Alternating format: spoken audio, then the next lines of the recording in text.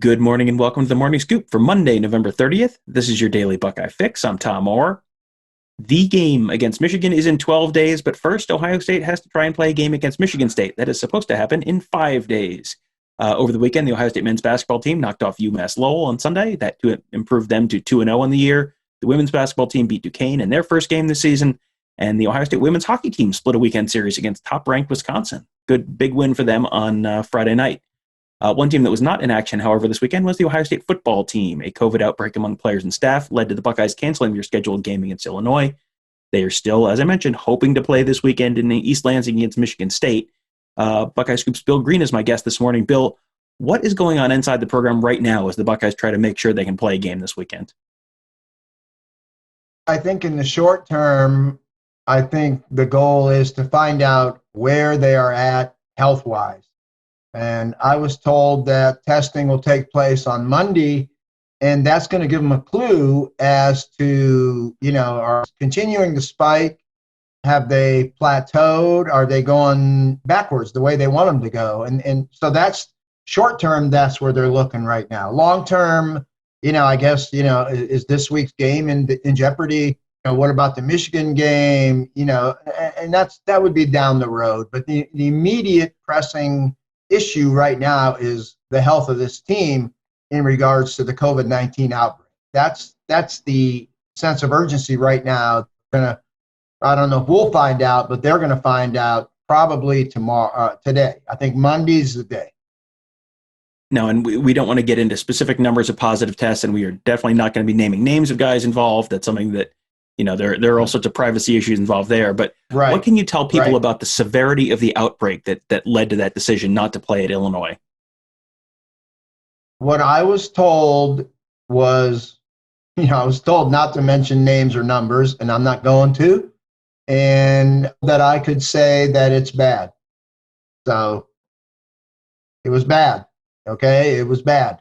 And they're hoping that it's less bad, as we get to Monday and Tuesday. What I was told, I think the decision was correct to not play the game at Illinois. And I know there's, somewhat a little bit of pressure that, we've got to play 6 games. We got to get games under our belt. But, putting the available guys on an airplane and then bringing them back home on an airplane, I don't think that was the wise thing to do. I think kind of separating everybody, let everybody quarantine a little bit over the weekend and let talk of where we're at Monday and Tuesday. I think that was the right thing to do based on what I was told. So I have no problem at all with the decision Ohio State reached to not play the game against Illinois. And from what I was told, I think they made the right call there. I really do. Yeah, and in order to just to spell a couple things out, in order to be eligible for the Big Ten championship game, they would have to play 2 more games. So that will be at Michigan State this weekend, home for Michigan in 2 weeks. Obviously, whether they're eligible for that or not, I'm sure they really, really, really want to get that Michigan game in, and not having a major outbreak that spikes this week after you have guys on an airplane.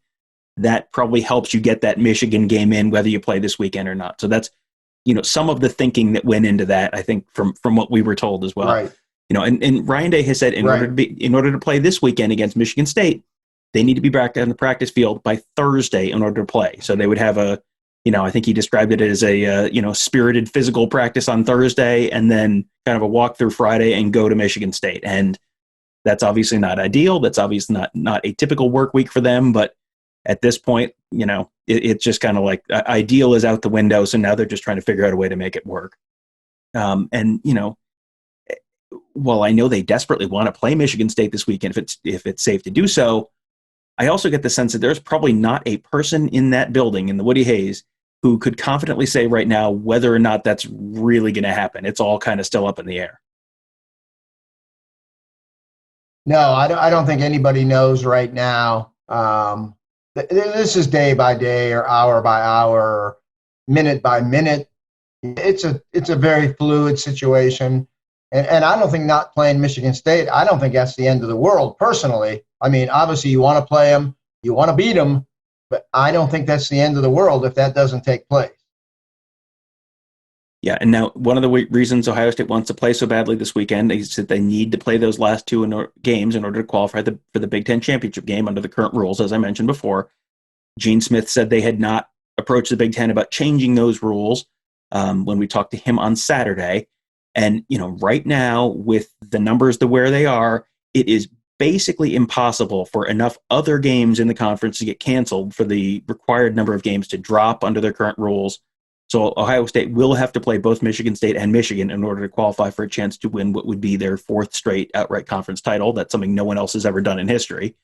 But, whether they play one or two or three more games before the college football playoff selection show, they will be eligible for the college football playoff. There's no minimum game requirement for that. So, Bill, can the Buckeyes still get into the college football playoff if they're not Big Ten champions? I definitely believe so. And I think Northwestern really cooperated last week by losing their game to Michigan State. Would they have put undefeated Northwestern with a Big Ten title, would they have put them in over undefeated Ohio State with, say they don't play Michigan State, but win over Michigan, Wisconsin? I don't think they would have. I think they've seen enough of these northern lambs that get in there and get beat 200-0. Ohio State's been part of that themselves. They're certainly not that now. But we saw Michigan State. We've seen Notre Dame. I think they want that. I think this is a year.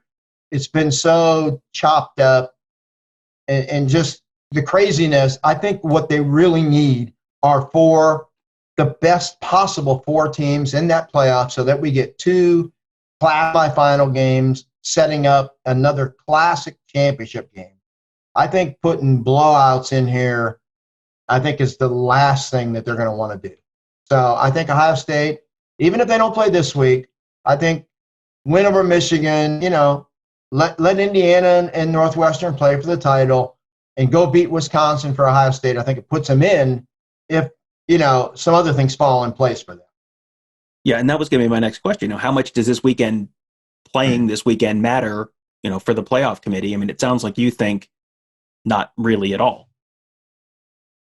No, I don't think so. I think the worst thing for Ohio State, no, they got to win out, okay, whether that's Michigan State, Michigan Western, or Michigan State, Michigan, Wisconsin, whatever. They got to win out.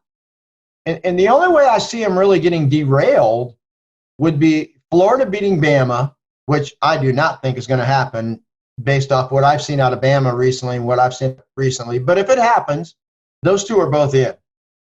And then if Clemson beats Notre Dame 31-30, well, I think they're both getting in. And then Ohio State might have a problem. But, I don't think Florida's beating Alabama. And, we'll see about Clemson, Notre Dame. We'll see what happens there. But, I think most of the other scenarios that we would go over tonight, I think have Ohio State getting in. The only way out is Florida beats Bama and Clemson beats Notre Dame in a close one. Clemson beats them 41-7. They're not putting Notre Dame in there at that point. I don't care what their record is. So I think the goal here is really going to deliver 3 great games to the public. I think that's really going to be the goal of this committee. And I don't think they're going to worry about, well, they deserve it, or, well, how do we keep it? No, I think they want the 4 best teams to produce the 3 best games. Yeah, and I think everyone has sort of gotten the sense at this point that the committee decides who the 4 best teams are and then kind of goes back and retroactively says, here's why we think that. And, here's the thinking we had to make them 4 versus 3 versus 7, whatever. Because you see these, there is no logical through line for any of these arguments. It's just, well, this matters for this team, but it doesn't matter for this team. So, and that probably does benefit Ohio State. I think that, if you're going with the, the old eye test with the air quotes, right. Ohio State is a team that just, you look at the roster, you look at the talent, that is a team that probably is going to at least put a competitive game on the field. Now, are they going to beat all of those teams this year?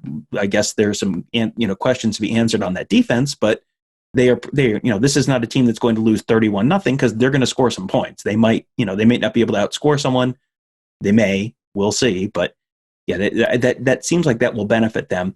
you see people floating, well, would an 11-0 Cincinnati get in over a 6-0 Ohio State, or would an 11-0 BYU, or what if Texas A&M looked great the last couple of weeks and Ohio State really looks sloppy, and could Texas A&M sneak in over Ohio State? It sounds like you're thinking more or less win and they're in, barring the sort of apocalyptic two SEC, two ACC team scenario you laid out before. Yeah, I mean, A&M is only going to have one quality win. It's going to be over Florida. And if Florida goes to that SEC title game and gets beat 45-19, then is the A&M win over Florida really a quality win? So I think A&M is really in a tough spot. Cincinnati, I love what Luke's doing there. One of my favorite guys I've ever met in this business, but they don't want Alabama, Cincinnati in the first round. They don't want that. 56-12. Don't need it.